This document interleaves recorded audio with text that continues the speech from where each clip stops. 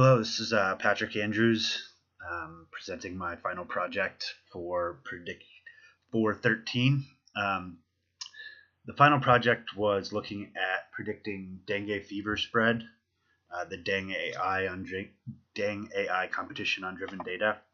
And really, the purpose of it was to use data from San Juan, Puerto Rico, and Quito, Peru, to predict future values of disease outbreaks based on relevant environmental and weather factors, as well as some vegetation factors.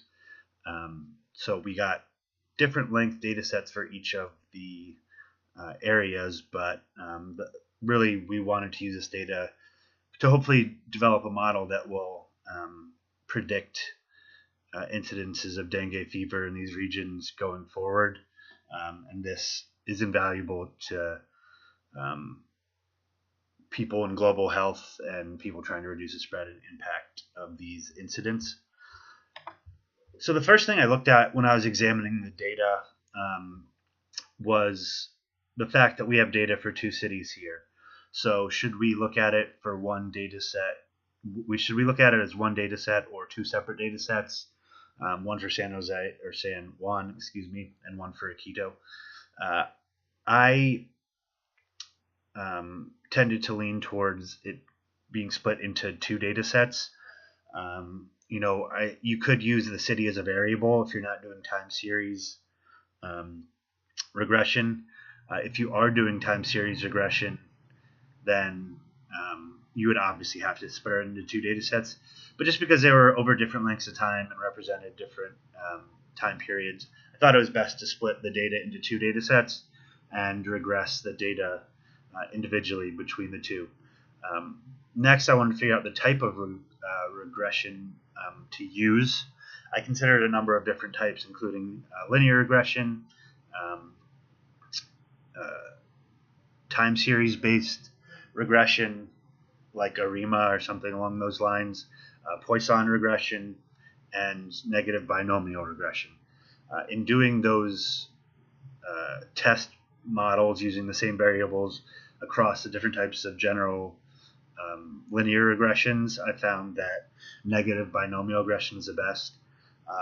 In my experimenting with the time series and ARIMA regression, I was not able to produce models with results as good as the ones I was able to produce with negative binomial regression. So I moved forward with that and used that for all of my models.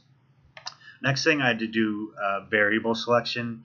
Here is all of the predictor variables available to us and their correlation with the target variable of total cases. For both San Juan and Quito, it was clear that specific humidity would be a good regressor, and also dew point would be a good regressor. So I used those across all of my models. Next, I had to be careful, and I did not want to overutilize the temperature because those are so closely related. So I tried a bunch of different stuff and ended up with a little bit different models for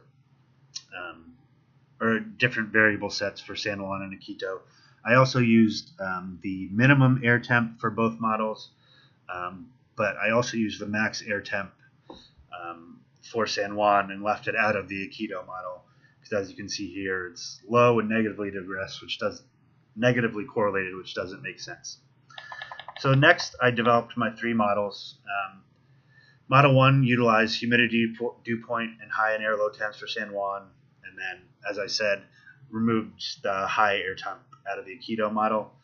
The second model I used, that was kind of my baseline model. The second model I developed used the Model 1 variables, but also added a calculated standing water variable, or at least an attempt at one. I tried it a couple different ways, both by using the precipitation amount from the month before and also a weighted variable that weighted the precipitation amount from the week before times 2 and the precipitation amount from the week 2 weeks before times 1. Fortunately, despite my prediction that it would be a helpful regressor, it didn't actually add much in terms of performance to the models. I know that standing water is a is something that is used in mosquito prevalence, so I thought that would be a good way to calculate it, but it turned out not to work. In the third model, I took the standing water data out and actually used seasonal information. So I I I divided the year into 4 seasons: weeks 1 through 13, 14 through 26, 27 through 39, and then 40 through 53 were the 4 seasons. And then I used binary variables for seasons 1, 2, and 3 and added those to my regression. And you can see here what we got with that. The blue is model 1, the red is model 2, and the green is model 3. I think you can see here in the San Juan versus the raw data, which is a black line there. You can see here in the San Juan plot that the model 3, the green one, tends to spike more when the actual data is spiking. So you can see why it was fit as the best model of the 3. And it's a similar situation with the Aikido model, although I would say that the model productions are more similar. But since that model 3 tended to be better for San Juan, that was the reason I went with that one. In the end, I ended up, as I said, with model 3. And here are some of the stats on it, the AIC as well as the mean average error of the sample. So that was my submitted score. And that pretty much wraps it up. Thank you.